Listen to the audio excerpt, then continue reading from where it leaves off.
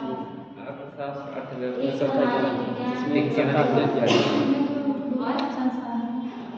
बताइए। जिसमें दुर्लभ और सीमित संसाधनों का व्यष्टि से लेकर के समष्टि स्तर पर ऐसे यूज करना कि उसका व्यष्टि स्तर पर भी संतुष्टि मिले और समष्टि स्तर पर भी संतुष्टि मिले। तो दुर्लभ और सीमित संसाधनों का मतलब है जो प्राकृतिक संसाधन है, जो नेचर के द्वारा आपको मिला है, उसका कैसे यूज करें छोटे स्तर से लेकर के बड़े स्तर तक कि हम उसका मैक्सिमम फायदा उठा सकें। अब जैसे व्यष्टि का मतलब होता है सबसे सूक्ष्म इकाई। सबसे सूक्ष्म में हम सब एक व्यक्ति को ले लेते हैं, एक जैसे एक उपभोक्ता, एक उत्पादक, एक फर्म, एक बाजार, ये सबसे छोटी इकाई है, सबसे सूक्ष्म, जिसे हम कहते हैं आपका व्यष्टि। और समष्टि मतलब सब कुछ जिसमें आ जाए, जैसे राष्ट्रीय इनकम, जैसे बेरोजगारी, जैसे गरीबी, जैसे मुद्रा नीति, जैसे पूंजी के लिए जो नीति है, जैसे बजट, मुद्रास्फीति, मुद्रा अविस्फीति, ऐसी बहुत सारी चीजें जो है वो किसमें आ जाती हैं, समष्टि में आ जाती हैं। तो अगर कभी पूछे कि व्यष्टि अर्थशास्त्र का या मतलब अर्थव्यवस्था का क्या है घटक, अर्थशास्त्र जो व्यष्टि है इसके घटक का नाम बताएं। व्यष्टि अर्थशास्त्र के 3 घटक कल आपने पढ़े थे, उपभोक्ता, उत्पादक और मूल्य। उपभोक्ता सिद्धांत, उत्पादक सिद्धांत और मूल्य सिद्धांत, ये तीनों व्यष्टि अर्थशास्त्र के घटक हैं। और समष्टि अर्थशास्त्र के घटक क्या थे बताएं। समष्टि अर्थशास्त्र के घटक जिन्होंने नहीं पढ़ा है बेरोजगारी, महंगाई, हाँ वही सारी चीजें जो नेशनल लेवल का होगा बेटे, जैसे राष्ट्रीय इनकम, जैसे बजट, जैसे बेरोजगारी, गरीबी, मुद्रास्फीति, मुद्रास्फीति, जितनी मतलब नेशनल लेवल पे सब कुछ जो समाहित किए हुए हैं उसे समष्टि कहते हैं। तो उसका घटक भी ये आ जाएंगे। अच्छा नेक्स्ट बताएंगे उपभोक्ता मूल्य सूचकांक, या मतलब जैसे उपभोक्ता सूचकांक जो मतलब घटक है, उपभोक्ता घटक या उत्पादन घटक या मूल्य सिद्धांत। तो उत्पादन सिद्धांत में क्या पढ़ा था आपने, उत्पादन सिद्धांत का क्या मतलब है, व्यष्टि अर्थशास्त्र में उत्पादन सिद्धांत क्या बताता है। कि जब कोई व्यक्ति किसी चीज का उत्पादन करता है तो उत्पादन किस आधार पर करता है कि उसको ज्यादा से ज्यादा फायदा मिले, ऐसी चीज का उत्पादन करता है जिसका ज्यादा से ज्यादा डिमांड हो। अगर डिमांड होगा तभी वो महंगी कीमत पे बिकेगा, अगर डिमांड नहीं होगा तो सस्ता हो जाएगा। तो ऐसे चीज का उत्पादन, जैसे जो भी कृषक होते हैं वो देखते हैं इस बार कौन सी चीज का मार्केट में शॉर्टेज है, किसकी कीमत ज्यादा है, उसका उत्पादन करते हैं। और ऐसा लगभग बहुत सारे लोग कर देते हैं तो अगले साल वो चीज मार्केट में सस्ती हो जाती है। तो मार्केट में डिमांड किसकी है, किसके उत्पादन से हमें ज्यादा मुनाफा होगा, लोगों को यही चीजें ज्यादा मतलब आकर्षित करती हैं और उसी हिसाब से वो उत्पादन करते हैं। इसको कहते हैं उत्पादन सिद्धांत। और मूल्य सिद्धांत भी आप सभी को बताया कि जैसे समय के साथ महंगाई भी बढ़ती रहती है तो कौन से वस्तु का कितना मूल्य हो कि वो उचित हो, ताकि वो मूल्य मतलब सबके हिसाब से हो, उसे मूल्य सिद्धांत कहते हैं। और इसके अलावा आपने देखा था कि अर्थव्यवस्था का वर्गीकरण, जैसे अर्थव्यवस्था अर्थशास्त्र का ही व्यवहारिक प्रयोग है। तो पहला आपसे मैंने बताया था कि सरकार की भूमिका के आधार पे अर्थव्यवस्था कितने प्रकार की होती है, कौन कौन सी, समाजवादी, पूंजीवादी और दूसरे। सरकार की भूमिका के आधार पे समाजवादी, पूंजीवादी और मिश्रित अर्थव्यवस्था। समाजवादी अर्थव्यवस्था में क्या होता है उत्पादन और बिक्री दोनों सरकार के हाथों में होती है, वो उसका नियंत्रण करती है, उसके नियम वही बनाती है सरकार। हाँ यानी कि गरीब से गरीब तबके के हित के लिए होती है, उस पे सरकार का कंट्रोल होगा और सरकार वो सबको बराबर बराबर देगी। यहाँ पे मतलब जैसे समाजवादी अर्थव्यवस्था की मैंने आप लोगों को विशेषताएं भी दिखाई थी, मैंने कहा था आएगा वर्ग संघर्ष नहीं होगा, सरकार का हस्तक्षेप बहुत ज्यादा होगा या सारी शक्तियां केंद्र में होंगी। और क्या था, समानता देखने को मिलेगा। इसके अलावा आर्थिक विषमताओं में कमी रहेगी। क्या होगा बेटी, आर्थिक विषमताओं में कमी। और समाजवाद की विशेषता और क्या थी, गरीब से गरीब तबकों में आर्थिक वृद्धि होगी। ठीक है, और क्या होगा बेटी, वर्ग संघर्ष कम होगा, समाप्त होगा। और कुछ, ये सब समाजवादी की विशेषता है ना। दूसरी थी पूंजीवादी। पूंजीवादी का मतलब होता है कि जो उत्पादन है वो पूंजीपति के हाथ में होगा। अर्थव्यवस्था को कौन चलाएंगे, पूंजीपति लोग चलाएंगे, निजी लोग चलाएंगे, उनके हाथों में सारा कंट्रोल होगा। अब पूंजीवादी अर्थव्यवस्था की विशेषता क्या थी, बाजार और बिक्री पर नियंत्रण सरकार का नहीं होता है। पूंजीवादी की बात, पूंजीवादी सरकार में का रहता है हस्तक्षेप रहता है। अरे नहीं होता। आर्थिक स्वतंत्रता रहती है, सभी लोग अपने हिसाब से उत्पादन करते हैं, उसमें सरकार का कोई कंट्रोल नहीं होता है। और वर्ग संघर्ष होगा, यहाँ पे असमानता समाज में बहुत देखने को मिलेगा।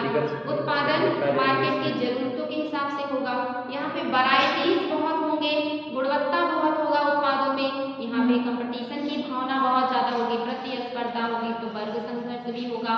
यहाँ पे बहुत ज्यादा आर्थिक असमानता भी होगी। तो यहाँ ये जो सारी विशेषताएं हैं किसकी हो जाएंगी, पूंजीवादी की। तीसरा हमने जो आज किया था वो था आपका मिश्रित अर्थव्यवस्था। मिश्रित अर्थव्यवस्था का क्या मतलब है? इसमें पूंजीपति और फिर सरकार दोनों का हस्तक्षेप। हाँ, यानी कि जहाँ पे सार्वजनिक और निजी, यहाँ पे सरकारी और प्राइवेट दोनों का सह अस्तित्व पाया जाए, दोनों साथ साथ काम करें, उसे मिश्रित अर्थव्यवस्था कहते हैं। और इसका सबसे अच्छा उदाहरण भारत है। मिश्रित अर्थव्यवस्था का विशेषता क्या है? इसके दो चार विशेषताएं नहीं है, कौन कौन सी है? इसमें मैम मतलब गरीब तबकों को मतलब थोड़ा मतलब छूट दिया जाता है, जो मतलब गरीब हैं, थोड़े पिछड़े हैं, उनको भी मतलब सरकार सहयोग करती है।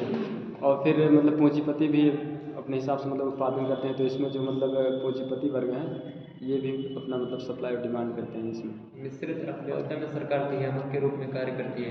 इसमें सरकार नियामक के रूप में काम करेगी, जो नियामक की भूमिका होगी वो गवर्नमेंट की होगी, निजी क्षेत्र की नहीं। दूसरा, व्यक्तिगत स्वतंत्रता, व्यक्ति चाहे निजी क्षेत्र का सुविधा ले चाहे गवर्नमेंट क्षेत्र की सुविधा ले, तो व्यक्तिगत स्वतंत्रता सरकार नियामक के रूप में होगी और दोनों की भूमिका साथ साथ देखने को मिलेगी, यानी कि निजी भी होगा और सरकार भी, दोनों साथ साथ काम करेंगे।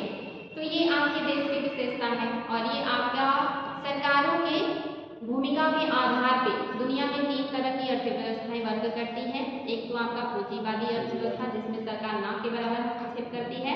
दूसरा, समाजवादी अर्थव्यवस्था जिसमें सरकार ही पूरी तरह से काम करती है। तीसरा, मिश्रित है जिसमें सरकार लचीलेपन के साथ काम करती है, यानी कि पूंजीपति वर्ग या निजी वर्ग को भी वर्क करने का या छूट देती है। ये तो था सरकार की भूमिका के आधार पे। दूसरा था विकास के आधार पे। दुनिया की अर्थव्यवस्थाओं को कितनी भागों में बांटा गया है? तीन। कौन कौन से? विकसित, विकासशील और अल्पविकसित। विकसित आप किस देश को कहेंगे कि ये विकसित है? आधार यूएसए है, मैक्सिमम यूरोपियन कंट्रीज हैं, जापान वगैरह, कोरिया भी है। तो आप बताइए किस आधार पे हम कहते हैं, क्या ऐसा होता है? जैसे वो अपने संसाधनों पर दूसरे के ऊपर निर्भर ना रहे वो देश।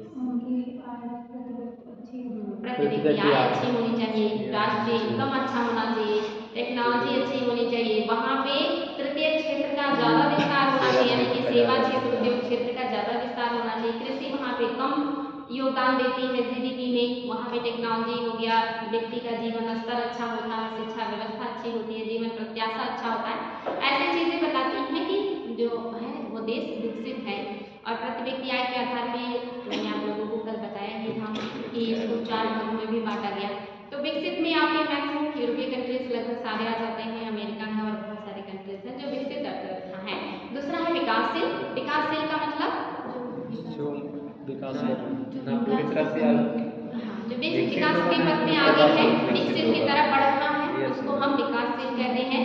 जिसके यहाँ उद्योग धंधे, सेवा क्षेत्र और कृषि लगभग पैरेलल कर रहे होते हैं और उद्योग धंधे और सेवा क्षेत्र में अब ज्यादा विकास हो रहा होता है, जीडीपी में भी इनका योगदान बढ़ रहा होता है। इनके यहाँ शिक्षा की व्यवस्था, जीवन स्तर, राष्ट्रीय इनकम, प्रति व्यक्ति आय में बढ़ोतरी हो रही होती है। ऐसे देश को हम क्या कहते हैं? विकासशील कहते हैं। और जिसका सबसे अच्छा उदाहरण आपका देश भारत है, ब्राजील है, दक्षिण अफ्रीका है, चाइना भी है, लेकिन वो विकासशील से थोड़ा आगे बढ़ गया है। तीसरा हमने बात किया था अर्धविकसित देश का।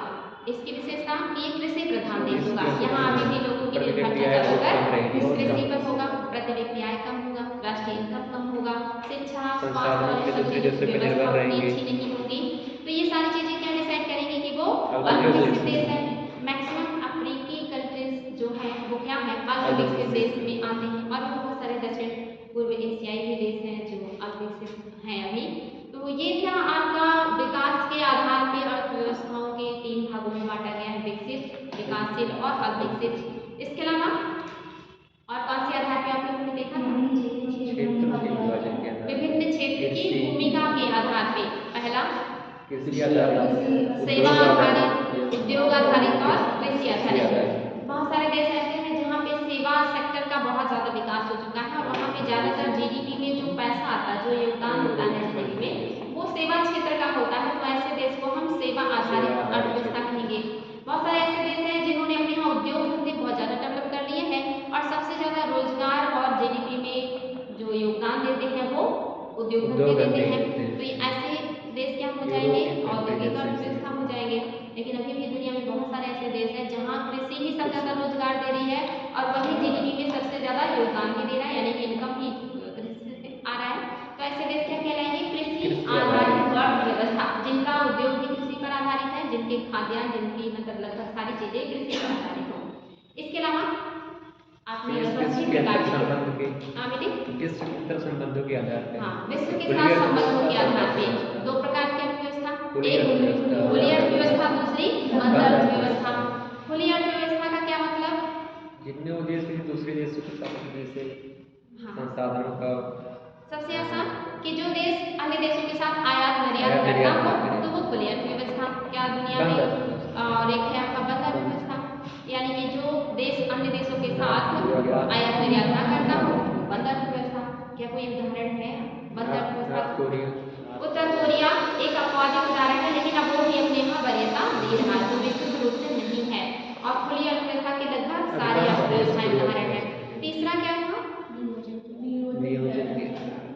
तीसरा हम आ जाएंगे नियोजन। अच्छा, भारत की पहले बंद अर्थव्यवस्था थी, पहले भारत में बंद अर्थव्यवस्था था।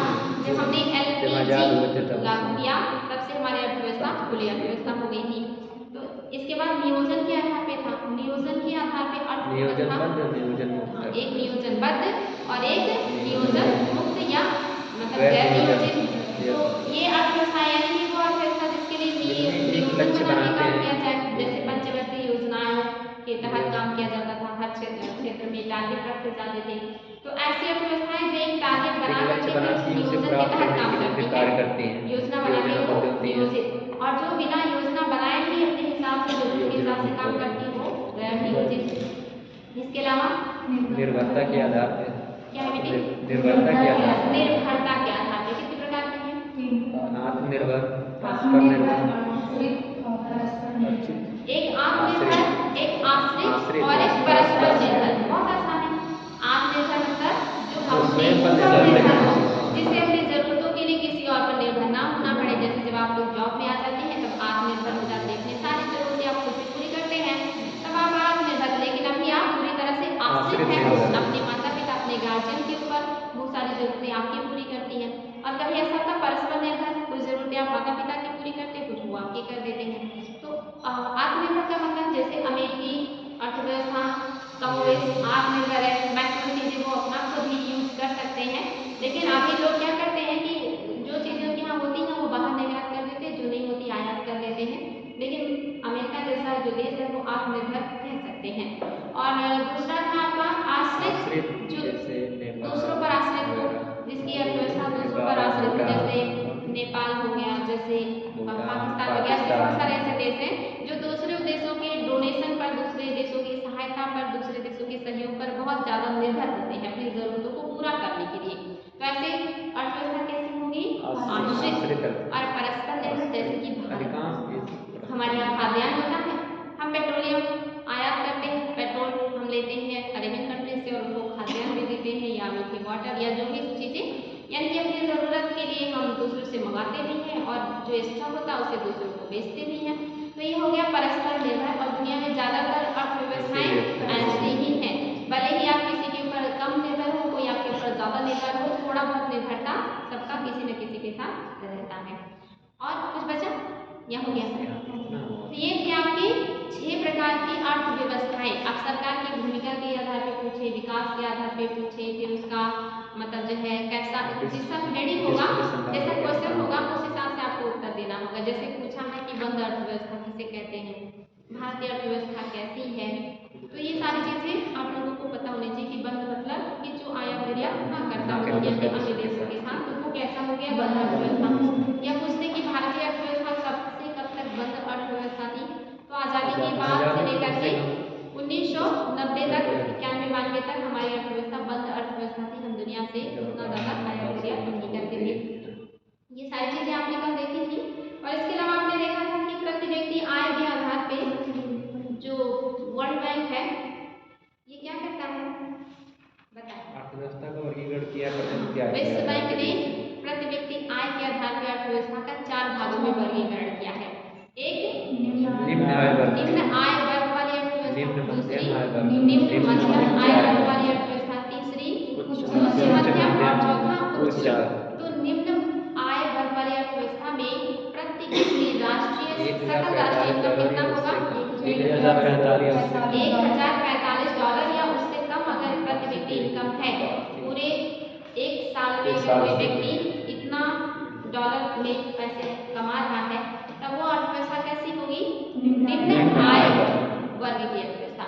दूसरी निम्न मध्यम आय वर्ग, यहाँ पे प्रति व्यक्ति सकल 1045 राष्ट्रीय से कितना होगा? 1046 1046 से 4095 प्रति व्यक्ति।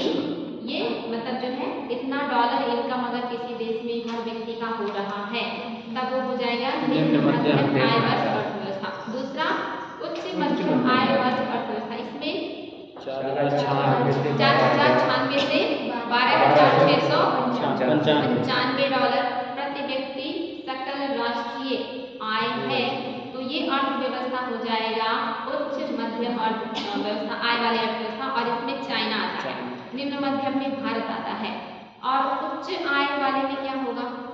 उच्च आय वर्ग अर्थव्यवस्था में 12,695 डॉलर से जो प्लस होगा प्रति व्यक्ति सकल राष्ट्रीय आय वो हो जाएंगे। तो ये क्वेश्चन आए कि वर्ल्ड बैंक के हिसाब से अर्थव्यवस्थाओं को कितने भागों में बांटा गया है? तो 4। और इसमें से क्वेश्चन आया है कि निम्न मध्यम आय वर्ग की अर्थव्यवस्था में प्रति व्यक्ति सकल राष्ट्रीय इनकम आय कितना होता है? तो आपको ये बिल्कुल याद होना चाहिए चारों कि किसमें कितना इनकम आएगा, क्योंकि ये आय के क्वेश्चन पूछा हुआ है। तो इतनी सारी चीजें हमने कल पढ़ी थी। आज हम लोग पढ़ेंगे, आगे बढ़ते हैं। और यहाँ तक कि किसी को कोई दिक्कत है तो अगर दिक्कत है तो पूछ सकते हैं, नहीं तो फिर हेडिंग कीजिएगा भारतीय अर्थव्यवस्था की विशेषताएं। भारतीय अर्थव्यवस्था की विशेषताएं।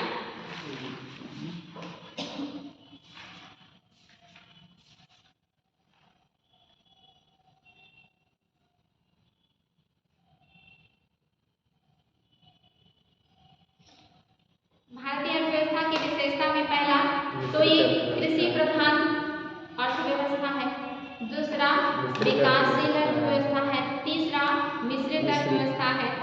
तो पहला हो गया आपका कृषि प्रधान अर्थव्यवस्था, आ जाएगी जी, कृषि प्रधान अर्थव्यवस्था, दूसरा मिश्रित अर्थव्यवस्था और तीसरा विकासशील अर्थव्यवस्था। इसके अलावा मिश्रित अर्थव्यवस्था का मतलब समझ रहे हैं, जहाँ पे निजी और सार्वजनिक दोनों का सह अस्तित्व हो। ये हाँ बेटी, कृषि प्रधान अर्थव्यवस्था है आपकी अर्थव्यवस्था, मिश्रित अर्थव्यवस्था है, विकासशील अर्थव्यवस्था है, और मिश्रित का तात्पर्य है निजी और सार्वजनिक क्षेत्र दोनों साथ साथ काम करते हैं। नेक्स्ट हेडिंग भारतीय अर्थव्यवस्था की समस्याएं। ये क्वेश्चन आएगा कि भारतीय अर्थव्यवस्था की विशेषता क्या है, तो यही सारी विशेषताएं आपको उसमें तलाशनी है। इसके अलावा अगर कुछ भी आए कि बहुत ज़्यादा औद्योगिकरण हो गया है तो नहीं होगा, सेवा क्षेत्र ने बहुत ज़्यादा डेवलपमेंट कर लिया है तो नहीं होगा, बहुत ज़्यादा उच्च प्रति व्यक्ति आय है तो नहीं होगा, ऐसी ही चीज़ें होंगी जो भी बीच की है, नॉर्मल है। तो नेक्स्ट है आपको लिखना है भारतीय अर्थव्यवस्था की समस्याएं। भारतीय अर्थव्यवस्था की समस्याएं क्या क्या हैं?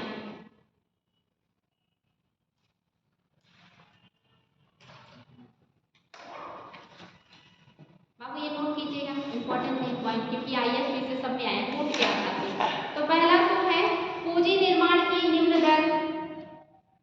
भारतीय अर्थव्यवस्था की समस्या क्या है? पहला पूंजी निर्माण की निम्न दर। हमारे यहाँ पूंजी बहुत धीमी गति से निर्माण होता है, पूंजी निर्माण की धीमी गति या निम्न दर, पूंजी निर्माण की निम्न दर। दूसरा जनसंख्या वृद्धि, जनसंख्या वृद्धि। तीसरा प्रति व्यक्ति निम्न आय या निम्न प्रति व्यक्ति आय निम्न फिर से रिपीट करें बेटी। पूंजी निर्माण की निम्न दर जनसंख्या वृद्धि दर अधिक है, निम्न प्रति व्यक्ति आय है, तकनीकी पिछड़ापन है, निम्न प्रति व्यक्ति आय है, तकनीकी पिछड़ापन है, बेरोजगारी एवं गरीबी है, तकनीकी पिछड़ापन है, बेरोजगारी बहुत है, गरीबी भी है बहुत ज्यादा, औद्योगिक पिछड़ापन है, औद्योगिक बेरोजगारी एवं गरीबी ज्यादा है या अत्यधिक है, औद्योगिक पिछड़ापन है, असीमित आवश्यकताएं एवं सीमित संसाधन, औद्योगिक पिछड़ापन, असीमित आवश्यकताएं एवं सीमित साधन, संसाधनों का वैकल्पिक प्रयोग, संसाधनों का ठंडा हो गया है, संसाधनों का वैकल्पिक प्रयोग, चयन की समस्या, चयन मतलब जो आप चुनते हैं, चयन की समस्या जिसका सामना उत्पादक और उपभोक्ता, चयन की समस्या जिसका सामना उत्पादक और उपभोक्ता दोनों को ही करना पड़ता है, दोनों को ही करना पड़ता है।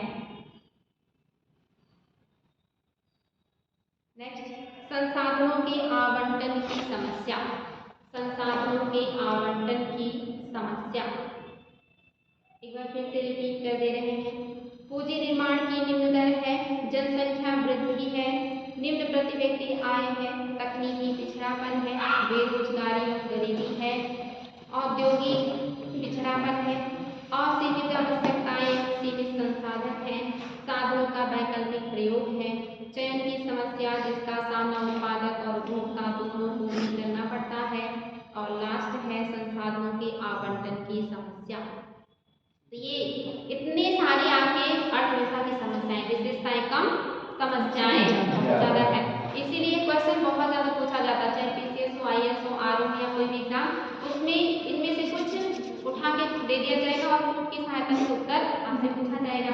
तो जैसे निम्न पूंजी निर्माण का मतलब जानते हैं, पूंजी निर्माण का निम्न दर यानी कि पूंजी बहुत कम बनती है हमारे यहाँ, यानी कि जैसे जितना लागत लगा जाता है उससे कम, हाँ बेटी, जितना लागत लगता है उससे कम पूंजी का निर्माण। जैसे लागत ज्यादा लगाते हैं लेकिन मुनाफा कम होता है, और इस तरह से पूंजी निर्माण में भी देखिए बहुत कम लोग लगे होते हैं, ज्यादातर लोग आश्रित होते हैं, बेरोजगारी भी बहुत ज्यादा है, इनकम नहीं होगा तो लोग निवेश नहीं करेंगे, निवेश नहीं करेंगे तो नई चीजों का निर्माण नहीं होगा, नई चीजों का निर्माण नहीं होगा तो पूंजी कैसे मिलेगी, तो पूंजी का निम्न स्थिति है। दूसरा है जनसंख्या वृद्धि, इससे तो कोई अपरिचित नहीं है, क्योंकि दुनिया में फर्स्ट पे आ गए उत्तर प्रदेश, हर साल एक देश के बराबर जनसंख्या वृद्धि करता है, छोटा मोटा हर साल एक देश बनता है, इतनी जनसंख्या वृद्धि उत्तर प्रदेश की है, सबसे ज्यादा जनसंख्या यूपी की है, और ब्राजील 5वें नंबर का सबसे जनसंख्या वाला बड़ा देश था, उसको पीछे कर दिया यूपी ने, अगर देश में रखे तो 5वां देश बन जाएगा जनसंख्या में। आप समझ सकते हैं कितना ज्यादा जनसंख्या वृद्धि है, ये ठीक है समस्या है हमारे यहाँ अर्थव्यवस्था की। तो शिक्षा की कमी भी नहीं हो सकता इसमें, शिक्षा की कमी हाँ नहीं, ये अर्थव्यवस्था में नहीं आएगा ना, शिक्षा आपके सामाजिक में आ जाएगा, शिक्षा स्वास्थ्य सामाजिक में आ जाएगा, अर्थव्यवस्था जिससे कि इकोनॉमी में पूंजी की कमी हो, इकोनॉमी में पूंजी की वृद्धि हो, उसे हम इसमें लेंगे, ठीक है। नेक्स्ट है आपका निम्न प्रति व्यक्ति आय, जब जनसंख्या बहुत बढ़ेगा, पूंजी निर्माण नहीं होगा तो आय क्या हो जाएगा, प्रति व्यक्ति कम हो जाएगा। आप सभी को पता होगा जनसंख्या जितना आपका नेशनल इनकम है उसमें जितनी जनसंख्या उसे जब आप भाग देते हैं तो जो निकलता वही प्रति व्यक्ति आय होगा, तो जब जनसंख्या बहुत ज्यादा हो जाएगी और आप भाग देंगे नेशनल इनकम में तो फिर प्रति व्यक्ति आय कम हो जाता है, तो जनसंख्या वृद्धि भी कहीं ना कहीं प्रति व्यक्ति आय में कमी लाता है, तो प्रति व्यक्ति आय यहाँ क्या है, बहुत कम है। इसके अलावा क्या समस्या है, तकनीकी पिछड़ापन, आगे कृषि हो, उद्योग धंधे हो, सेवा क्षेत्र में अभी भी हमारे यहाँ टेक्नोलॉजी बहुत पीछे है, शिक्षा क्षेत्र में देख लीजिए अभी तक और भी टेक्नोलॉजी उन्नत हो जानी चाहिए थी, लगभग हर क्षेत्र में टेक्नोलॉजी अभी हमारे यहाँ उतना ज़्यादा उन्नत या डेवलप नहीं हुआ है, तो तकनीकी क्षेत्र में भी हम कहाँ हैं, पिछड़े हैं। इसके अलावा औद्योगिकरण का पिछड़ापन है, यूपी में देख लीजिए बहुत कम उद्योग धंधे हैं, ज़्यादातर जो है वो साउथ में है और भी ज़्यादा उद्योगों की ज़रूरत है ताकि ज़्यादा से ज़्यादा चीज़ों का विनिर्माण हो सके, उसको ज़्यादा से ज़्यादा खाद्य का प्रसंस्करण हो सके, उसका स्वरूप बदला जा सके, मूल्य वृद्धि किया जा सके, गुणवत्ता में वृद्धि किया जा सके, तब जा करके उसका हमें सही फायदा मिलेगा। लेकिन उद्योगों की कमी की वजह से ये चीज़ें नहीं हो पा रही हैं। और क्या समस्या है आपके अर्थव्यवस्था की, सीमित असीमित आवश्यकताएं और सीमित संसाधन। संसाधन कम है और आवश्यकताएं हमारी बहुत ज़्यादा है। जैसे घर में अभी देखिए मैक्सिमम 1 से 2 लोग कमाने वाले होते हैं, पूरे परिवार की उस पर निर्भरता होती है। अगर इतनी बेरोजगारी ना होती और ज़्यादा से ज़्यादा लोग रोजगार में होते तो फिर निर्भरता कम होता, यानी कि संसाधन कमाने वाला व्यक्ति एक इनकम एक व्यक्ति का, लेकिन सारे लोग उसे पे आश्रित, सबकी जरूरतें वही पूरा कर रहा है। ऐसे ही देश में जो संसाधन है वो सीमित है, वो खत्म हो जाएंगे, लेकिन उसकी डिमांड करने वाले असीमित हैं और वो भी बढ़ते ही जा रहे हैं। साथ ही आपने देखा चयन की समस्या, जिसका सामना उत्पादक और उपभोक्ता दोनों कर रहे हैं, यानी कि यहाँ पे जैसे आपको चूज करने के ऑप्शंस बहुत कम हैं।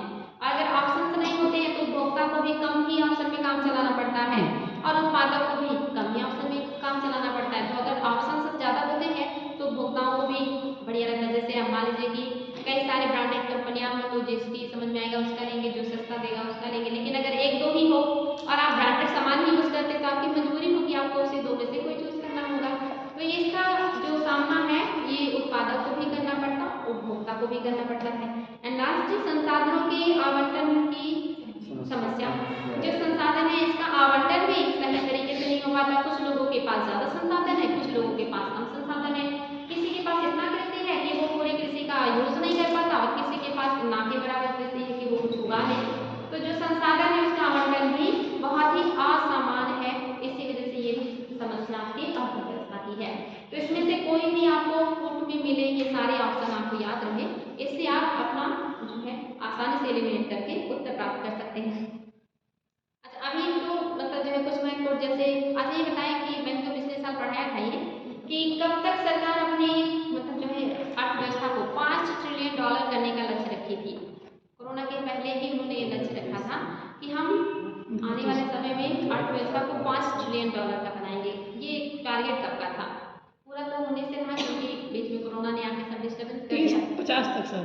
अरे नहीं, बहुत दूर चले गए आप, 24-25 था, हालांकि यह संभव नहीं है अभी और आगे बढ़ेगा। तो 24-25 तक सरकार ने टारगेट रखा था कि वो अर्थव्यवस्था को $5 ट्रिलियन का करेंगे, लेकिन अभी संभव नहीं हो पाया। अच्छा, अब मेरी कीजिएगा महत्वपूर्ण सूचकांक एवं रिपोर्ट, आता है ना क्वेश्चन कि खुशहाली में भारत का स्थान कौन जारी करता है रिपोर्ट, ये मोस्टली क्वेश्चन हर एग्जाम में पूछे जाते हैं।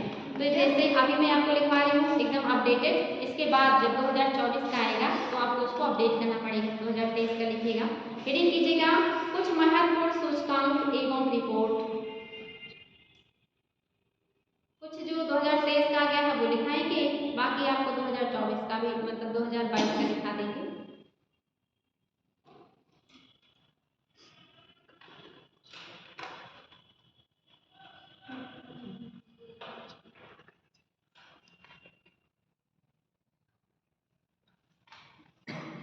एक तरफ सूचकांक लिखिएगा, उसके बाद जारी करता देश लिखिएगा या जारी करता संगठन, एक तरफ सूचकांक फिर जारी करता संगठन,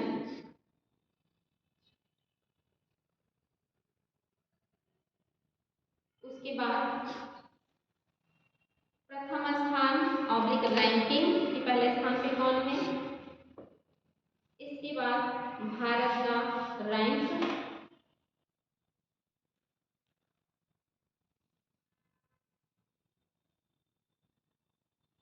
भारत का रैंक और कुल देश भारत का रैंक क्या है और कुल कितने देश शामिल हैं।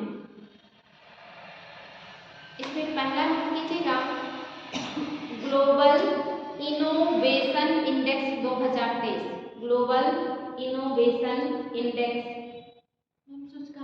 हाँ सूचकांक ग्लोबल इनोवेशन इंडेक्स 2023। अच्छा मैं भी पुराना नहीं पूछेगा, अगर पूछेगा तो हाल ही का पूछेगा। हाँ भी लेटेस्ट ही पूछेगा। इनोवेशन ये भी तो पूछ सकता मैम, जैसे कि 2023 में क्या नाम है, ये भी तो पूछ सकते हैं सन 2023 में कौन सा। हाँ ये कह सकते हैं, जैसे होता है नोबेल पुरस्कार 2022 में किसको मिला था, 23 का किसको मिला था, वैसा कभी मन करे तो आपको कुछ कह नहीं सकते, पूछ सकते हैं। ज़्यादातर हाँ लेकिन जैसे पूछेगा ना कि 2023 के अकॉर्डिंग कौन सा देश है, 2022 के जो according one of the India होगा उसी को पूछेगा आई थिंक। मतलब कुछ कह नहीं सकते बेटे, अभी तो क्या करता है बैंक नाम पूछ के जारीकर्ता का नाम पूछ लेता है कि ये कौन जारी करता है रिपोर्ट, ठीक है। तो आपने लिखा ग्लोबल इनोवेशन इंडेक्स 2023, इसमें आपको लिखना है इसको जारी कौन करता है, विश्व बौद्धिक संपदा संगठन, विश्व बौद्धिक संपदा संगठन के द्वारा ये जारी किया जाता है, संपदा संगठन,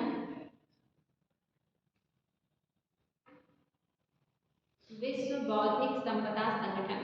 और इसमें शीर्ष पे कौन है, यूएस प्रथम स्थान है, UK France, US UK France, इनका नाम लिखिएगा, कभी कभी पूछ लेता है लाइन से नाम। तो पहला है यूएस, उसके बाद यूके और फिर है आपका फ्रांस। यूएस में कि यूएस यूएसए, यूएसए तो मैं ही कंफ्यूजन हो गया। संयुक्त राष्ट्र अमेरिका, यूएस कौन सा देश आ गया। यूएसए संयुक्त राष्ट्र America, second United kingdom, third France और भारत का स्थान 42। नेक्स्ट वेरी वेरी इंपॉर्टेंट, जलवायु परिवर्तन प्रदर्शन सूचकांक। कुल देश, अच्छा कुल देश भी, अच्छा इसमें कुल देश नहीं दिया बेटी तो उसको छोड़ दीजिए। नेक्स्ट लिखिएगा जलवायु, अभी कभी नहीं पूछेगा कि कुल कितने देश हैं, हमेशा जब भी पूछेगा कि पहले स्थान पे कौन है, भारत का स्थान क्या है, कौन जारी करता है, इसके अलावा कुछ नहीं पूछेगा, ठीक है। नेक्स्ट है जलवायु परिवर्तन प्रदर्शन सूचकांक, वेरी वेरी इंपॉर्टेंट, हाईलाइट कीजिएगा, जलवायु परिवर्तन प्रदर्शन सूचकांक। मैम विश्व बौद्धिक संपदा संगठन मतलब किस चीज़ में, मतलब जैसे कि बौद्धिक संपदा जो मतलब नए नए आविष्कार या। हाँ जैसे संगठन ना हर चीज़ को देती है काम, हर क्षेत्र में, जैसे आपने कोई नया इनोवेशन किया तो आपके दिमाग में पहुंचा तो यही ना देती। नेक्स्ट इसमें हो गया जलवायु परिवर्तन प्रदर्शन सूचकांक, इसको कौन जारी करता है, तो बान स्थित, बान स्विट्जरलैंड, बान, हाँ बान ये प्लेस है, बान नहीं बान, बान स्थित पर्यावरण थिंक टैंक जर्मन वाच, बान स्थित पर्यावरण think tank German watch, German watch, German watch के द्वारा किया जाता है, जर्मन वाच। रैंकिंग 4 स्थान में से 3 स्थान खाली रहा, ये बहुत ही महत्वपूर्ण है क्योंकि पहला दूसरे तीसरे स्थान पे एक तरीके से कहिए कि कोई नहीं आया, कोई भी देश इतना बढ़िया काम नहीं किया कि इसको पहला दूसरा तीसरा स्थान दिया जा सके। चौथे स्थान पे या फिर इस रैंकिंग में सबसे अच्छे स्थान पे कौन है, डेनमार्क, ये हाईलाइट करके लिखिएगा कि डेनमार्क पर्यावरण प्रदर्शन सूचकांक में सबसे आगे है, लेकिन रैंकिंग कौन सा है, चौथा, जो कि आगे का 3 रैंक खाली रहा, कोई देश इतना अच्छा काम नहीं किया कि उसे पहले दूसरे तीसरे स्थान पे रखा जाए। और सराहनीय काम भारत का इसमें 8वां स्थान है, भारत का इसमें 8वां स्थान है। प्रेजेंट टाइम में शायद हिस्टोरिका शायद है, हिस्टोरिका यहाँ है। नेक्स्ट ये भी बहुत ज़्यादा पूछा जाता है, Henley passport index 2023, Henley passport index 2023, Henley passport index, ये पूछा जाता है कि हेनले पासपोर्ट इंडेक्स में पहले स्थान पे कौन है, नहीं बेटी Henley, Henley, Henley passport index 2023, इसको जारी कौन करता है, ये नोट कीजिएगा, इंटरनेशनल एयर ट्रांसपोर्ट एसोसिएशन,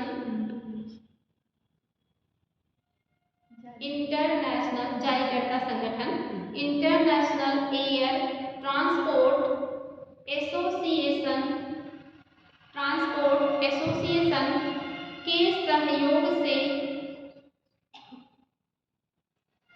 के सहयोग से हेनले एंड पार्टनर्स पार्टनर मतलब सहयोगी हेनले के सहयोग से हेनले एंड पार्टनर्स शीर्ष देश जापान और सिंगापुर पहले स्थान पे रहे। जापान और सिंगापुर पहले स्थान पे रहे। दूसरे स्थान पर दक्षिण कोरिया है और तीसरे स्थान पे Germany. Japan Singapore first, second दक्षिण कोरिया एंड थर्ड जर्मनी और स्पेन संयुक्त रूप से है जर्मनी और स्पेन। भारत का स्थान हाईलाइट कीजिएगा 84। अगला सूचकांक बहुत ही ज्यादा महत्वपूर्ण है आयु। ये मैम हेनले पासपोर्ट इंडेक्स, ये पासपोर्ट का वो बताता है ना कि पावर कितने देशों में जा सकते हैं। हाँ बिल्कुल, कि आपके पासपोर्ट में कितना पावर है कि आप कितने देश में बिना पासपोर्ट के ही ट्रेवल कर सकते हैं। तो भारत लगभग 69 देश ऐसे हैं, 84वां स्थान है रैंकिंग, लेकिन 69 हो गया है, 69 देश हैं जहाँ पे बिना आप पासपोर्ट के भी जा सकते हैं, भारतीय नागरिक वहाँ जा सकते हैं। रैंकिंग में 84वां स्थान है। 69 देश में आप बिना पासपोर्ट के जहाँ पे मतलब आपको इजाज़त है आप भ्रमण कर सकते हैं। और सबसे ज़्यादा जापान को इजाज़त है, दुनिया के सबसे ज़्यादा देश में वहाँ के नागरिक बिना पासपोर्ट के जा सकते हैं, जापान और सिंगापुर। उसके बाद दक्षिण कोरिया और उसके बाद जर्मनी और स्पेन। ठीक, और 84वां स्थान आपके देश का है। नेक्स्ट है विश्व खुशहाली रिपोर्ट। ये बहुत ज़्यादा पूछा जाता है। विश्व खुशहाली रिपोर्ट, वर्ल्ड हैप्पीनेस इंडेक्स। विश्व खुशहाली रिपोर्ट, वर्ल्ड हैप्पीनेस इंडेक्स, इसको कौन जारी करता है? संयुक्त राष्ट्र सतत विकास समाधान नेटवर्क। संयुक्त राष्ट्र सतत विकास समाधान नेटवर्क, संयुक्त राष्ट्र सतत विकास समाधान नेटवर्क। और इसमें पहले स्थान पे मोस्टली कई सालों से बना हुआ है फिनलैंड। कई सालों से फिनलैंड देश का नाम है, फिनलैंड। स्वीडन, नॉर्वे, फिनलैंड एक देश है ना, उसमें से फिनलैंड पहले स्थान पे है। पर्यावरण के यहाँ बहुत कम अभाव, मतलब यहाँ पर स्वच्छ एरिया है। दूसरे स्थान पे डेनमार्क है और तीसरे स्थान पे आइसलैंड। ये जो है स्कैंडिनेवियाई देश, यही हर साल खुशहाली में पहले स्थान पर रहते हैं। यही जाके आप लोगों को बस जाना चाहिए, खुश रहेंगे। तब भी मैम नहीं रहेंगे, अगर रहना रहेगा जिससे खुश वो कहीं भी रह लेंगे मैम, कहीं तो भेज दीजिएगा, नहीं खुश रहना। जहाँ पे सुविधाएं ज़्यादा है, संसाधनों की कोई कमी नहीं है, चीज़ें पर्याप्त है, वहाँ पे खुश है। कोई आतंकवाद नहीं है, गरीबी नहीं है, बेरोजगारी नहीं है, इस तरह की दिक्कतें नहीं है, पॉल्यूशन नहीं है, तो वहाँ लोग खुश रहेंगे। तो ऐसे देश में कौन है पहले स्थान पे? फिनलैंड, दूसरा डेनमार्क, तीसरा क्या है? आइसलैंड। हाँ आइसलैंड, ठीक है। भारत का कौन सा स्थान है? भारत का स्थान, भारत तो हमेशा से दुखी ही रहा है। फिनलैंड के बाद डेनमार्क और आइसलैंड 126वें स्थान पे है। बहुत दुखी है, बहुत दुखी है, आपके जीवन में बहुत दुख है। जब नियम बन जाएंगे तब दिक्कत नहीं होगा। नेक्स्ट, चुनावी लोकतंत्र सूचकांक। चुनावी लोकतंत्र सूचकांक,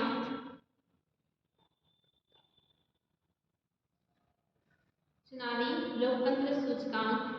इस संस्था का नाम है वीडेम संस्थान।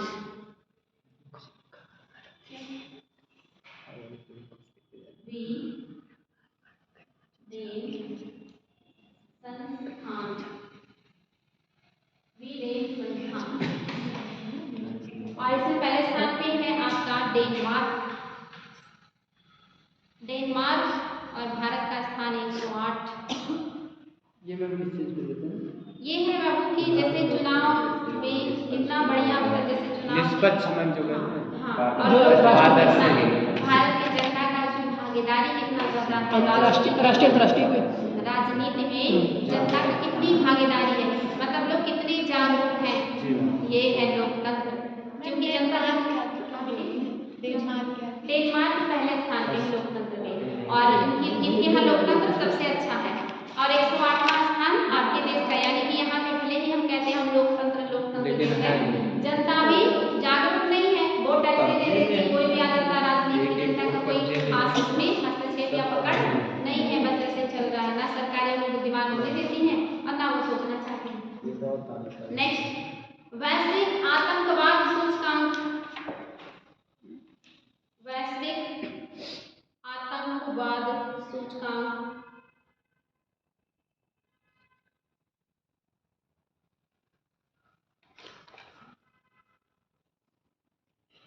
अर्थशास्त्र और शांति संस्थान के द्वारा जारी किया जाता है। अर्थशास्त्र और शांति संस्थान के द्वारा जारी किया जाता है।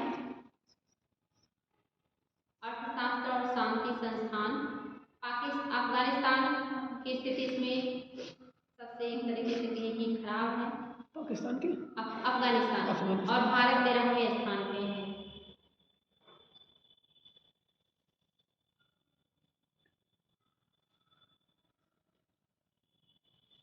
नेक्स्ट है मानव विकास सूचकांक।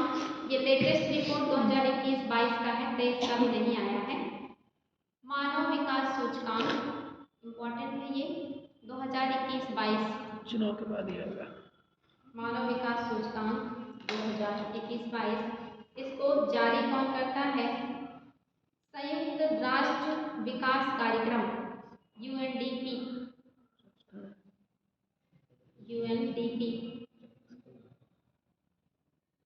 स्विट्जरलैंड प्रथम स्थान पे है और भारत का स्थान 132वें स्थान पे है भारत। हाँ, स्विट्जरलैंड फर्स्ट स्थान पे है और भारत 132वें स्थान पे है। Next, global hunger index. Global hunger index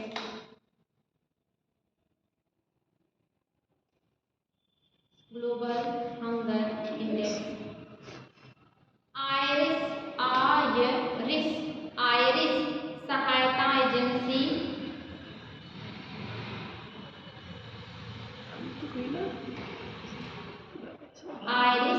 सहायता agency concern world wide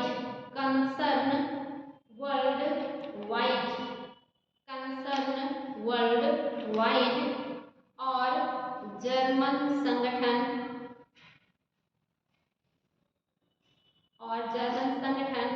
belt hunger हिल्फे। German संगठन वेल्ट हंगर हिल्फे इनके द्वारा जारी किया जाता है। हंगर हिल्फे हिल्फे। इसमें बेलारूस, इसके बाद चिली, हाँ बेलारूस, चिली, उसके बाद चीन, हाँ चिली और चीन और क्रोएशिया सहित 17 देश प्रथम स्थान पर है।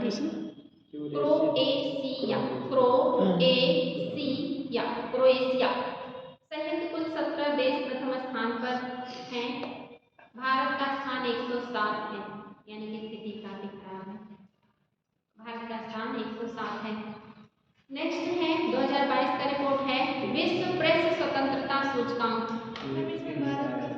107। विश्व प्रेस स्वतंत्रता सूचकांक 2022 का रिपोर्ट है ये। इसको जारी कौन करता है? कई बार पूछा गया है। रिपोर्टर्स विदाउट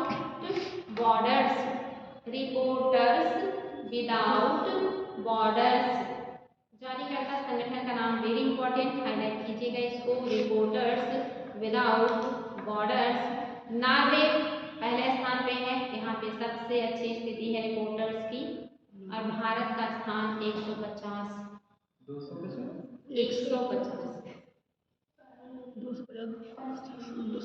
नेक्स्ट,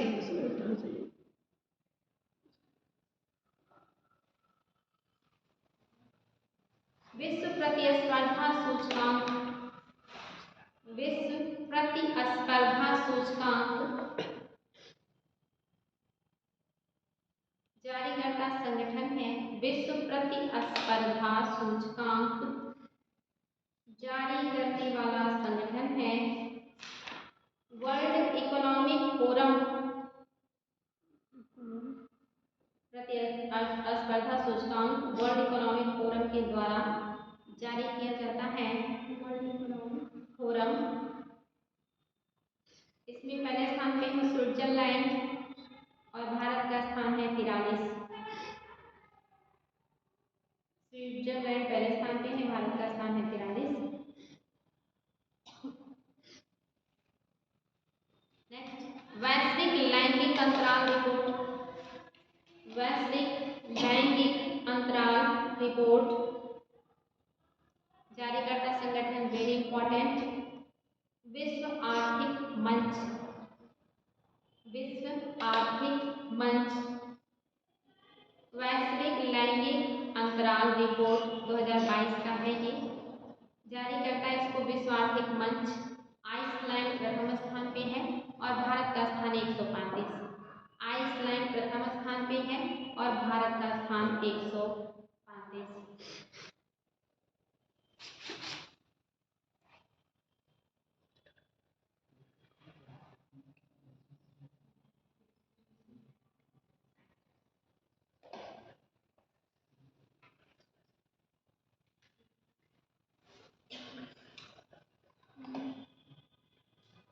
यहाँ तक हो गया बच्चों?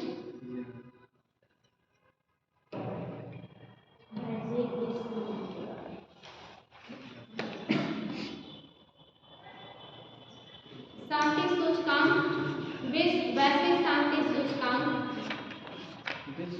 शांति सूचकांक ग्लोबल पीस इंडेक्स, इसका मैं आप लोगों को संगठन लिखवा दे रही हूँ। ये आप लोग देख लीजिएगा लेटेस्ट कौन सा स्थान है भारत का।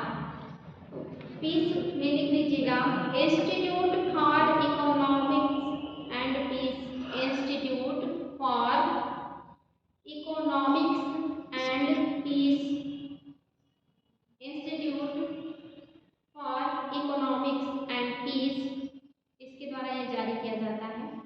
लेकिन मेरे पास इसका नवीनतम आंकड़ा नहीं है, ये आप लोग देख लीजिएगा। एंड नेक्स्ट, आपने क्या लिखा है? शांति लिखा है ना, खुशहाली भी हो गया, मानव विकास भी हो गया।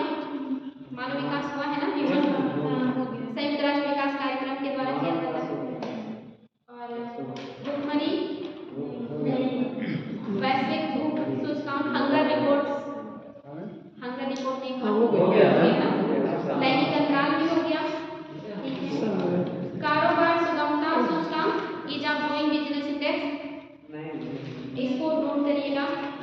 कारोबार सुगमता सूचकांक, इसका संगठन है विश्व बैंक, वेरी इंपॉर्टेंट, कई बार आया है। Ease of doing business index कौन जारी करता है?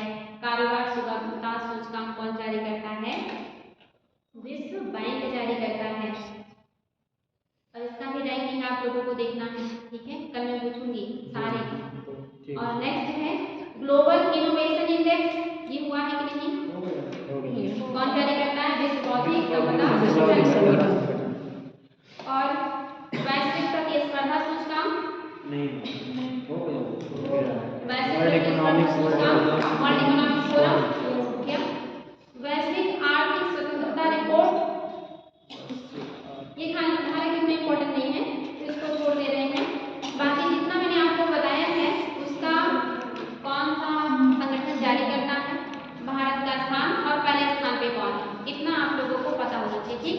तो कल मैं इसको पूछूंगी, एक बार रिविजन करके आइएगा। और जो आपके नोट में नहीं है वो आप लोग ऐड करके आएंगे। 3 सूचकांक दिमाग आप लोग को ऐड करना है, ऐड कर लीजिएगा लेटेस्ट। और ये बहुत इंपॉर्टेंट है, ये लगभग सब एग्जाम में पूछा जाता है। बाकी आप लोगों ने जो कल पढ़ा था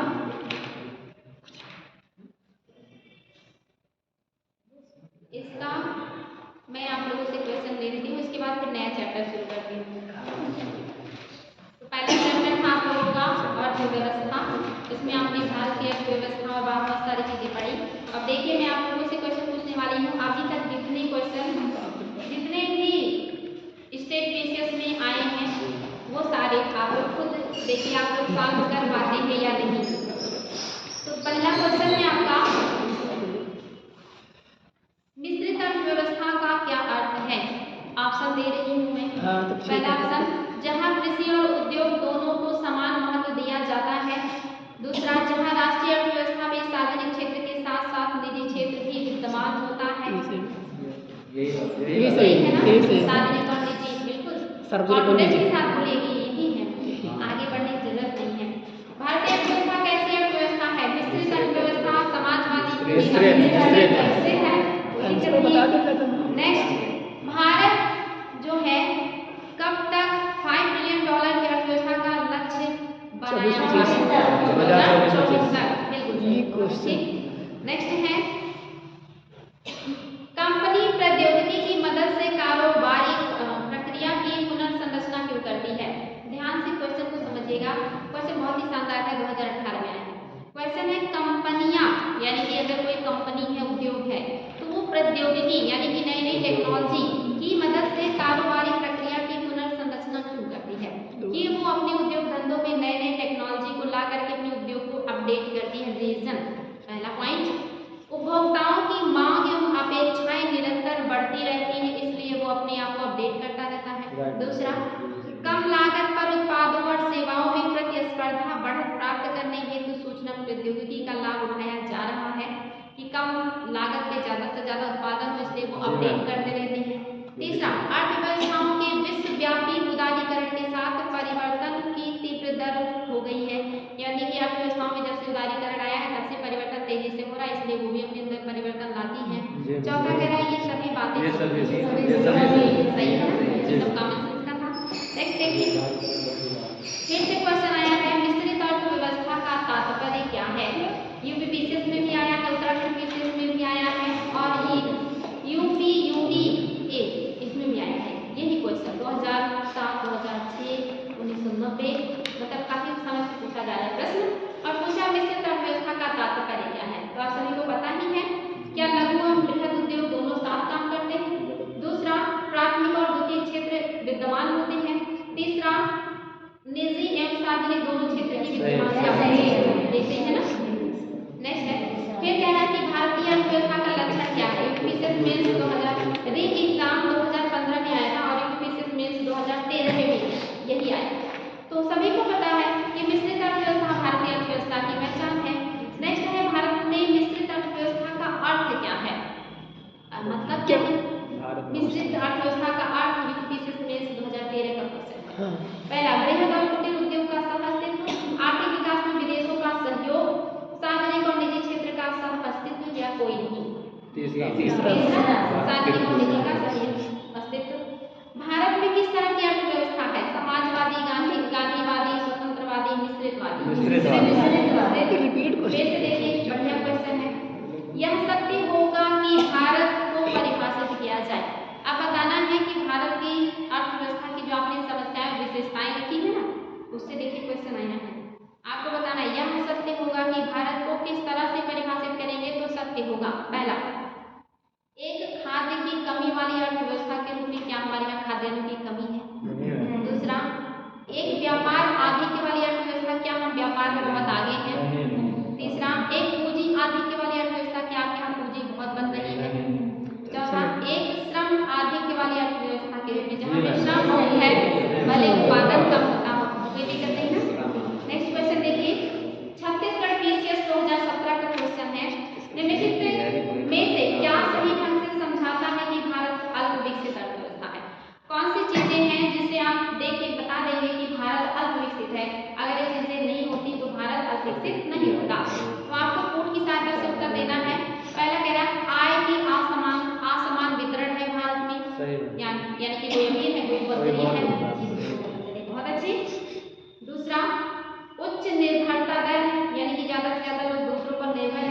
निर्भरता, जैसे आप लोग सभी लोग माता पिता हैं। तीसरा, राष्ट्रीय आय में वृद्धि की दर बहुत धीमी है, राष्ट्रीय इनकम वृद्धि दर धीमी है, आगे बढ़ा हमने। चौथा, बैंक व वित्तीय क्षेत्र में परिवर्तन, बैंक व वित्तीय क्षेत्र में परिवर्तन। अब इसमें कंफ्यूज होने की जरूरत नहीं है क्योंकि ये सभी ऑप्शन में है, तो अब बता दीजिए ये सभी अब इसमें देखिए 5 ऑप्शन दिया था। ए में है पहला तीसरा चौथा, तो दूसरा भी है। बी में है पहला दूसरा चौथा, तीसरा भी है।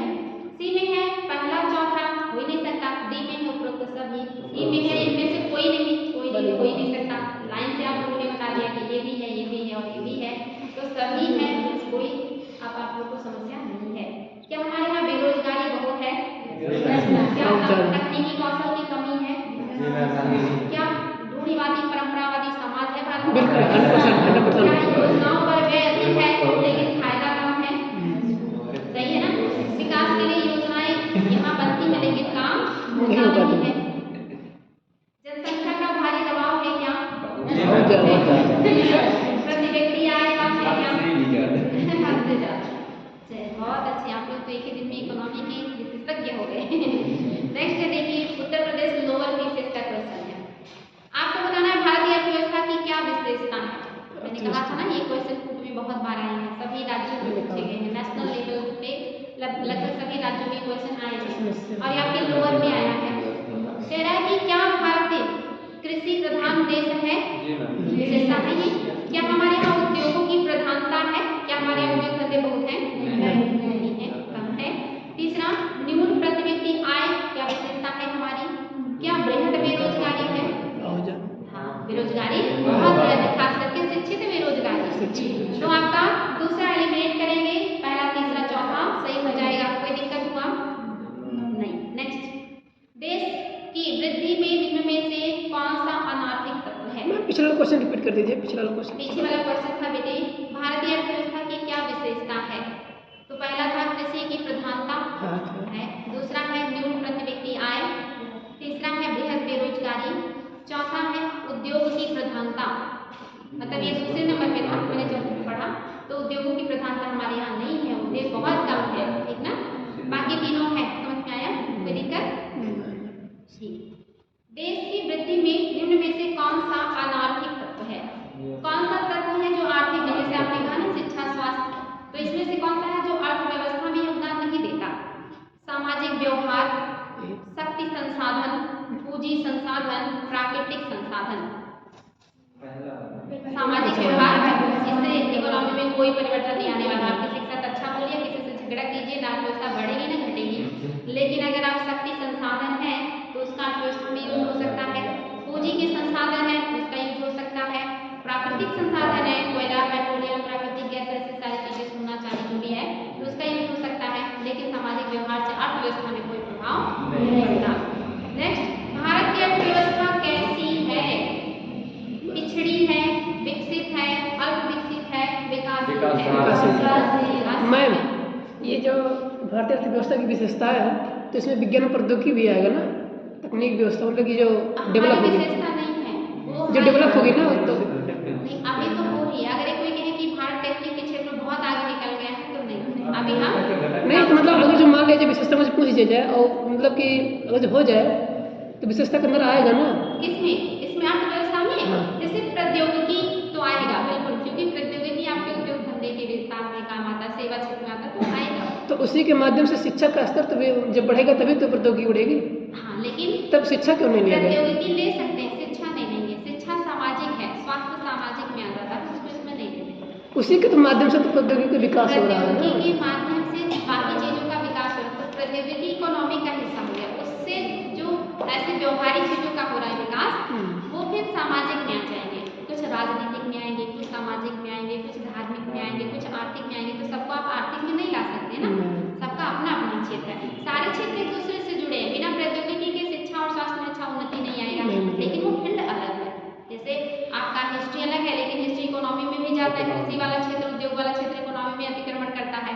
इसमें जो नियम कानून वाले वो पॉलिटी में चला जाता है, तो सब एक दूसरे पर आश्रित है, लेकिन सबका अपना अस्तित्व है, आप उसे खत्म नहीं कर सकते। नेक्स्ट है अल्प विकसित अर्थव्यवस्था की सामान्यतः क्या विशेषता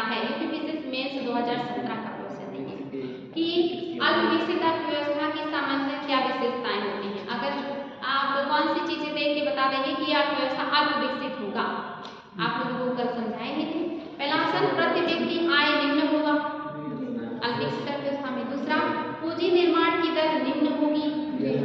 तीसरा, निम्न आश्रितता अनुपात, यानी कि लोग दूसरों पर कम आश्रित होंगे, आत्मनिर्भर होंगे। क्या ये सही है? दूसरों पर बहुत ज्यादा निर्भर होंगे।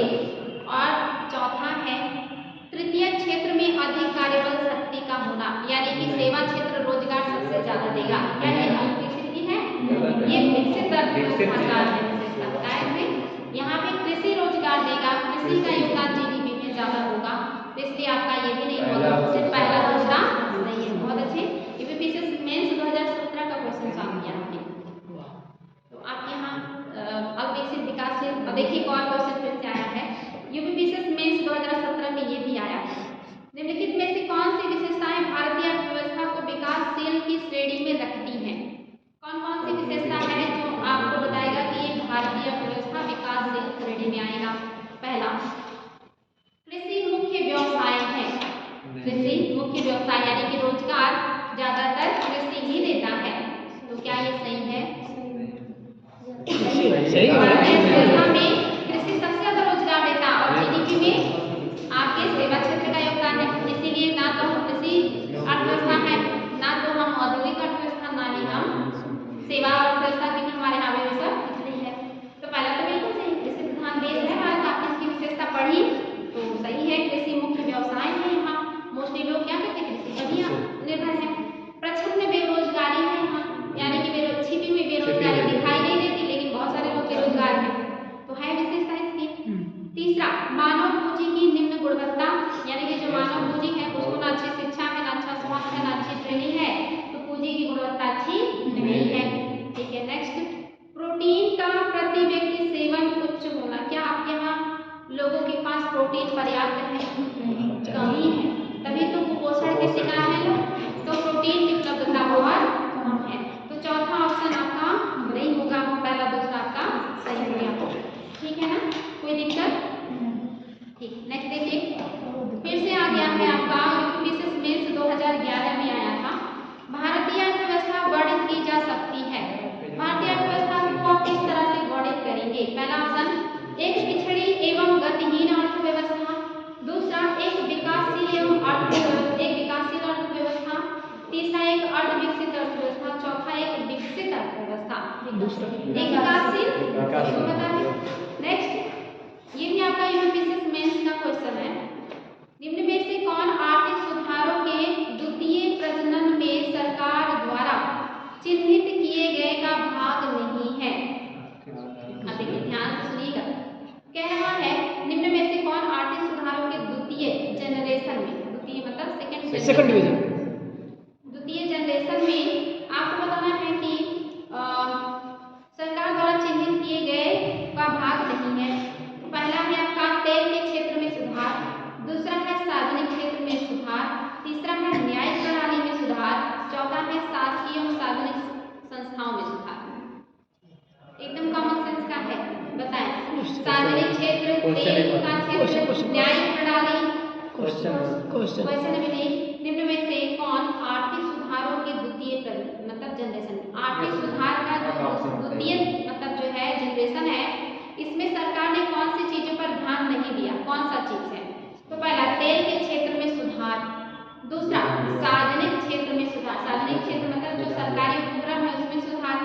इसके अलावा शासकीय एवं सार्वजनिक संस्थाओं में सुधार। और नेक्स्ट है न्यायिक प्रणाली में सुधार। न्यायिक प्रणाली आपकी अर्थव्यवस्था का भाग नहीं है और इसमें सुधार इकोनॉमी के क्षेत्र में नहीं हो, क्योंकि क्वेश्चन में कह दिया आर्थिक सुधार, तो न्यायिक प्रणाली में सुधार करके कौन सी आर्थिक फायदा होने वाला है? एकदम कॉमन सेंस का था ना, तो यही नहीं होगा। बिल्कुल सही है। लेकिन मैम व्यापार में जो नीतियाँ बनती हैं वो तो नहीं बेटी, न्याय सुधार दूसरा, जैसे न्याय प्रणाली में सुधार, कैसे न्याय मिलेगा आपको, ये सारी चीजें, वो दूसरा हो गया, फिर वो राजनीतिक हो गया। अब वैसे ही पता चल रहा है कि अर्थव्यवस्था का है ही नहीं ये। नेक्स्ट देखिए क्वेश्चन, विकास का भारतीय मॉडल किसकी किसकी सुरक्षा करता है? विकास का जो मॉडल हमने अपनाया है ये किसकी सुरक्षा पे ध्यान देगा? पहला ऑप्शन एकदम कॉमन सेंस का है कि व्यक्ति की सुरक्षा पे ध्यान देगा। दूसरा, सरकार की सुरक्षा पर ध्यान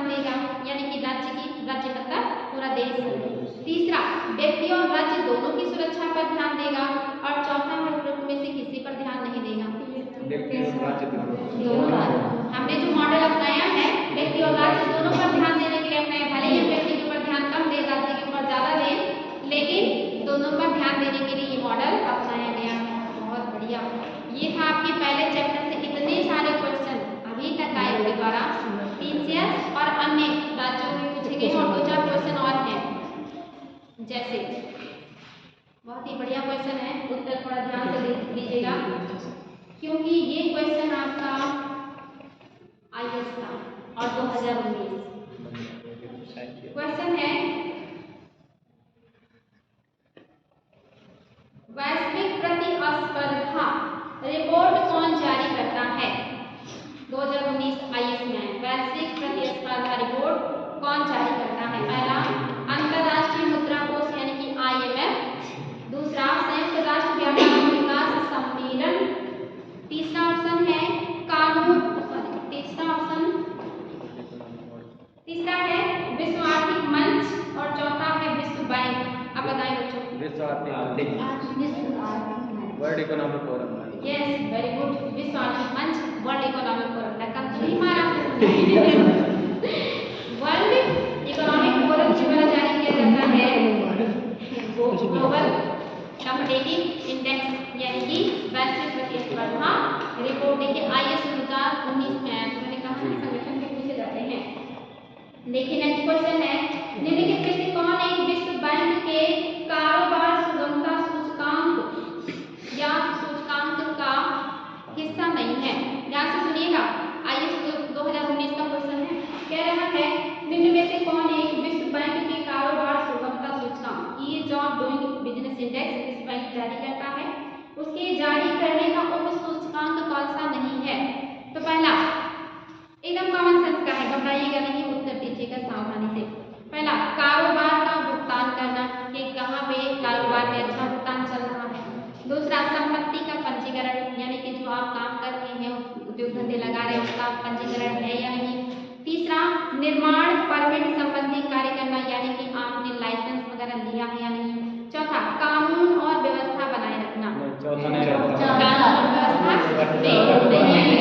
तो आसान था ना, बहुत आसान था। आईएएस 2019 का भी क्वेश्चन आपने सॉल्व कर दिया है। नेक्स्ट क्वेश्चन है आपके लिए और ये भी आईएएस 2019 का ही है और क्वेश्चन एकदम कॉमन सेंस का है। ये किसी किताब में नहीं लिखा है, आपके व्यवहारिक जीवन से। आईएएस के कुछ क्वेश्चन ऐसे आते हैं ना जो भी भ्रमित करते हैं कि है इकोनॉमी का, लेकिन वो इकोनॉमी का नहीं, आपके जीवन का होता है। जैसे एक क्वेश्चन ये है मेरी नजर में, किसी भी देश के संदर्भ में निम्नलिखित में से किसे उस देश की सामाजिक पूंजी सोशल कैपिटल के भाग के रूप में समझा जाएगा।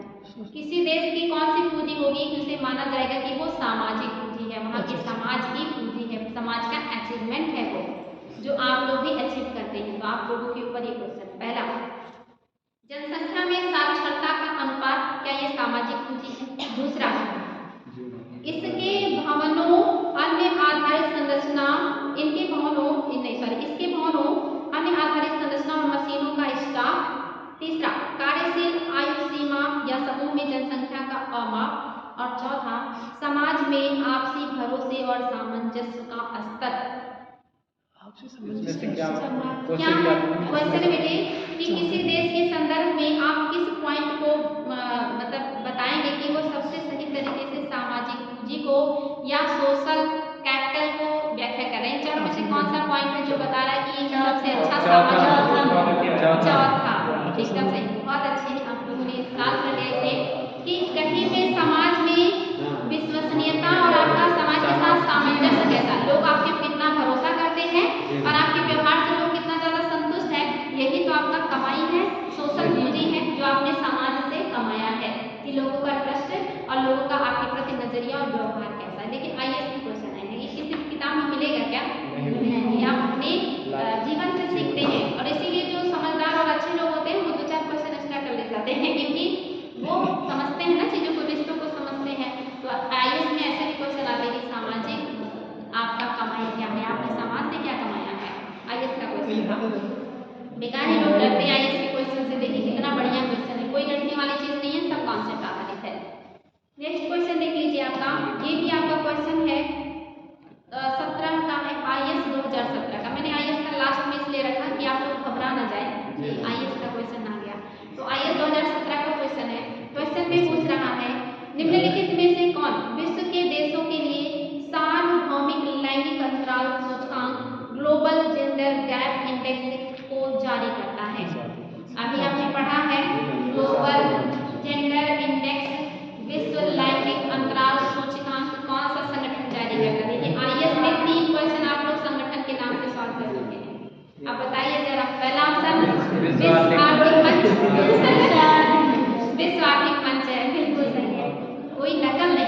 नहीं, बहुत अच्छे, आप लोग अच्छे बच्चे हैं। चलिए नेक्स्ट।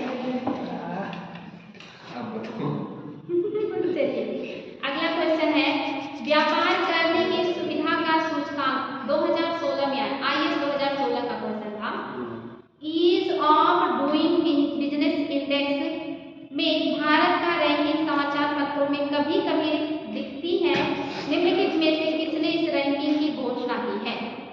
सीधा सीधा पूछ रहा है कि ease of doing business index में कौन जारी करता है? बेकार उसमें भारत को लाके बीच में खड़ा कर दिया। जो बताइए कौन जारी करता है ease of doing business index? पहला ऑप्शन आर्थिक सहयोग और विकास संगठन, दूसरा विश्व आर्थिक मंच, तीसरा विश्व बैंक और चौथा विश्व व्यापार संगठन। विश्व बैंक, वर्ल्ड बैंक। अब इसके पहले क्वेश्चन में ही था ease of doing business index जो वर्ल्ड बैंक जारी करता है, इसमें कौन सा नहीं शामिल होता है? अभी क्वेश्चन में भी भर हुआ है और इतनी जल्दी भूल गए। IAS का दिमाग तेज होता है, वो हर चीज को जोड़ना जानते हैं। थोड़ा सा और जागरूक होइए कि अभी क्वेश्चन में मैंने पढ़ा था और एक जैसे उत्तर बताना। तो 2016 में ये पूछा है और देखिए बीच में और अपडेट कर दिया। इसमें आपका कौन हो गया? World bank. IAS 2014 में क्वेश्चन आया है और देखिए कितना शानदार क्वेश्चन है। जो आप होता नहीं कि ऐसे घुमा के कान को पकड़िए, इधर से ला के पकड़िए या इधर सीधा पकड़िए, तो ऐसे घुमा के पकड़ाया हुआ है कान को। तो ये कुछ पॉइंट दिए हुए हैं और कह रहा है कि पहले इस विशेषता को पढ़िए और फिर बताइए ये विशेषता कौन सी वाली अर्थव्यवस्था की विशेषता। आपको पीसेस में देता है कि इस अर्थव्यवस्था की विशेषता कौन कौन सी है। ये कह रहा है ये सारी विशेषताएं कौन सी अर्थव्यवस्था की है। तो विशेषता ध्यान से सुनिएगा, फिर बताइएगा। जैसे होता नहीं वो कौन बनेगा करोड़पति, पहले ये सुनिए, बताइए कौन इसके गायक या कौन सी फिल्म का है। वैसे ही पहला ऑप्शन उत्पादक उन वस्तुओं एवं सेवाओं का उत्पादन करने के लिए स्वतंत्र है जिनकी मांग अधिक है। ये पहला ऑप्शन था, उत्पादक उन वस्तुओं और सेवाओं को उत्पादन करने के लिए स्वतंत्र है जिनकी मांग ज्यादा है। दूसरा, उपभोक्ता अपने चयन एवं रुचि के अनुरूप वस्तुओं और सेवाओं को खरीदने के लिए स्वतंत्र होते हैं। तीसरा, आप कह रहा है कि उपरोक्त कथन किस अर्थव्यवस्था की विशेषता है? तो वही पूंजीवादी समाजवादी पूंजीवादी में ही तो स्वतंत्र होते हैं कि पूंजीपति को जिसमें फायदा हो, जिसमें उनका मन करे वो उत्पादन करे और उपभोक्ता भी स्वतंत्र है, जो मन करे जिससे मन करे वो खरीदे, कोई फाउंडेशन नहीं है। तो किसका हो गया? पूंजीवादी का। IAS में देखिए भी क्वेश्चन आया था, तो आप लोगों ने PCS IAS लोअर PCS सभी के एग्जाम जो क्वेश्चन सॉल्व कर लिए जो आपने इस चैप्टर में पढ़ा था। अब आपका जो दूसरा चैप्टर है ये है आपका बैंकिंग और वित्तीय प्रणाली और ये आपका काफी बढ़िया चैप्टर होगा, इसलिए उपस्थिति कल भी बहुत महत्वपूर्ण रहेगी। इसको ध्यान दीजिएगा। जरा बताइएगा क्वेश्चन और एक को पूछ लेते हैं आप लोगों से, क्योंकि अभी टाइम नहीं रहा नया चैप्टर शुरू करने का, हम लोग कल कर लीजिए। बताइएगा उच्च मध्यम आय वर्ग अर्थव्यवस्था में वर्ल्ड बैंक के हिसाब से कितना प्रति व्यक्ति सकल इनकम वाला राष्ट्र शामिल होगा? बताइए। मैंने पूछा कि उच्च मध्यम आय वर्ग अर्थव्यवस्था में, तो 4096 से 12,695 डॉलर प्रति व्यक्ति कमाने वाले जो है राष्ट्र को क्या कहा जाएगा? उच्च मध्यम आय वर्ग वाली अर्थव्यवस्था। और निम्न मध्यम आय वर्ग वाली अर्थव्यवस्था में वर्ल्ड बैंक के हिसाब से प्रति व्यक्ति सकल राष्ट्रीय आय इनकम कितना होना चाहिए? बताइए। हाँ, निम्न मध्यम 1046 से 4,095 डॉलर 1046 से 4,095 डॉलर प्रति व्यक्ति सकल राष्ट्रीय आय वाले का जो देश है उसको कहा जाएगा निम्न मध्यम आय वर्ग वाली अर्थव्यवस्था, जैसे कि भारत। और उच्च आय वर्ग में 12,695 से अधिक प्रति व्यक्ति सकल राष्ट्रीय आय वाली अर्थव्यवस्था। और निम्न में 1045 से कम होगा। 1045 या उससे कम। 45 या